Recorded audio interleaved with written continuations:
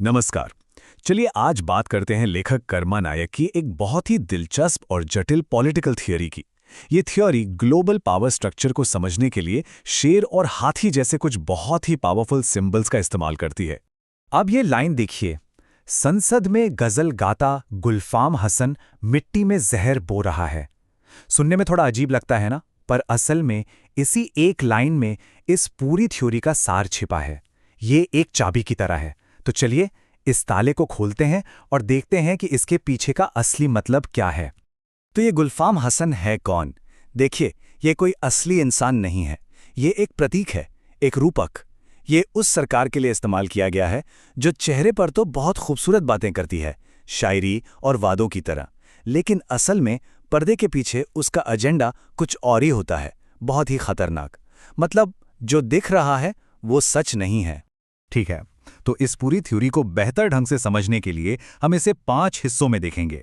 पहले बात करेंगे शिकारी का भेस की, फिर 5 तत्वों पर हमला, उसके बाद सिंडिकेट का ग्लोबल एंड गेम, फिर देखेंगे कि रक्षक कैसे जागता है, और आखिर में एक बहुत ही दिलचस्प सिस्टम रीबूट के प्रपोजल पर बात करेंगे। तो चलिए शुरू करते हैं पहले पॉइंट से। यहाँ थ्योरी हमें कहानी के विलन से मिलवाती है, और ये विलन है एक सिस्टम जिसे नाम दिया गया है भक्षक शेर। अब सोचिए, शेर, लेकिन ये वो शेर नहीं है जो जंगल का राजा है। ये एक ऐसा शेर है जो अपने ही लोगों का शिकार कर रहा है, उनकी रक्षा करने की बजाय उनका शोषण कर रहा है। और बात यहीं खत्म नहीं होती। थ्योरी के मुताबिक ये जो भक्षक शेर है, मतलब जो सरकार है, वो अकेली नहीं है। वो तो बस एक मोहरा है। असली खिलाड़ी कोई और है, एक ग्लोबल पावर जिसे सिंडिकेट कहा गया है। समझिए कि एक छिपा हुआ मालिक जिसका सिर्फ एक ही मकसद है, दुनिया के सारे रिसोर्स निकालना और इंसानों को कंट्रोल करना। तो सवाल यह है कि आखिर ये शिकारी अपना काम करता कैसे है? इसका तरीका क्या है? थ्योरी के अनुसार इसका तरीका बहुत ही बेसिक लेवल पर है। ये सीधा हमला करता है जीवन के 5 मूल तत्वों पर, यानी प्रकृति पर। और इस हमले को समझाने के लिए एक बहुत ही दिलचस्प शब्द इस्तेमाल किया गया है, VHAGWN। अब ये कोई धार्मिक शब्द नहीं है, बल्कि एक शॉर्ट फॉर्म है। B से भूमि, G से गगन, A से अग्नि, W से वायु और N से नीर यानी पानी।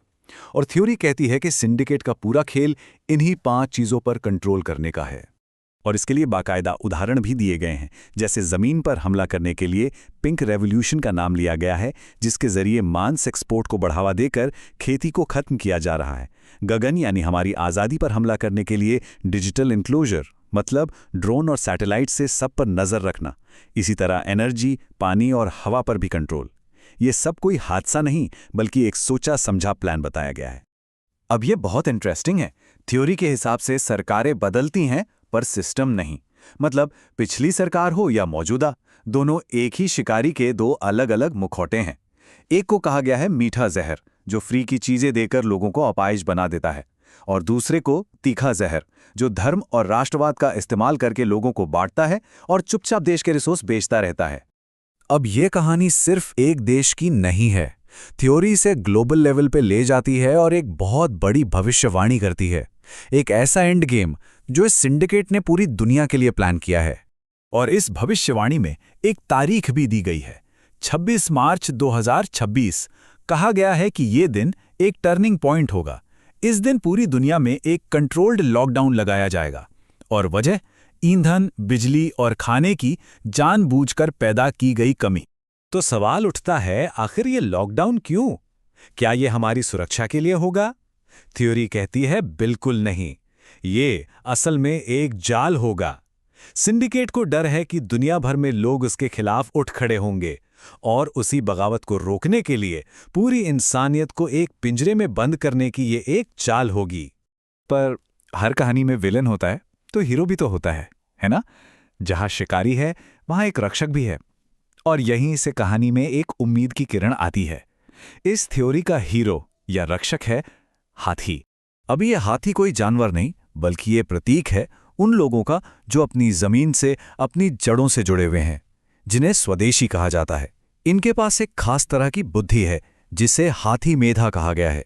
मतलब एक ऐसी समझ जो शेर की मीठी मीठी बातों और झूठे वादों के आर पार देख सकती है। और जब ये हाथी, मतलब ये समाज, जाग जाता है और फैसला करता है कि अब बहुत हुआ, तो उस एक्शन को हाथी की कुचल का नाम दिया गया है। एक ऐसा पावरफुल मूव जो सिंडिकेट के सारे प्लान्स को एक ही बार में तहस-नहस कर दे। तो ठीक है, प्रॉब्लम तो समझ आ गई, पर इसका सल्यूशन क्या है? ये थ्योरी सिर्फ प्रॉब्लम नहीं बताती, बल्कि एक बहुत ही रैडिकल, एक क्रांतिकारी सल्यूशन भी देती है, जिसे कहा गया है सिस्टम रीबूट। इस रीबूट का पहला हिस्सा है इकोनॉमिक। एक सिंपल सा नियम, 10% का नियम। मतलब देश की जितनी भी जीडीपी है, उसका 10% हिस्सा सीधे लोगों को कैश में उनके हक के तौर पर दिया जाए। और दूसरा हिस्सा है पॉलिटिकल। ये है 90% का नियम। इसका मतलब है कि देश को चलाने वाले जितने भी बड़े पद हैं, चाहे वो कोर्ट में हों, संसद में हों या सरकार में, उनमें से 90% पद उसी जमीन के मूल निवासियों के पास होने चाहिए। और जब ये दोनों नियम 10% और 90% एक साथ लागू होते हैं, तभी होती है असली हाथी की कुचल। 10% का हक लोगों को आर्थिक रूप से आज़ाद करेगा, उनकी गरीबी खत्म करेगा, और 90% का अधिकार सत्ता वापस असल हकदारों के हाथ में देगा और सिंडिकेट का कंट्रोल हमेशा के लिए तोड़ देगा। यही है असली आज़ादी का रास्ता। तो ये थी कर्मा नायक की थ्योरी, एक छिपे हुए कंट्रोल की कहानी और उससे आज़ादी का एक रैडिकल प्लान। पर यह सब समझने के बाद एक सवाल दिमाग में जरूर आता है, और वो ये है कि अगर सत्ता हमेशा एक मुखौटा ही है, तो फिर उस मुखौटे के पीछे असली चेहरा है किसका?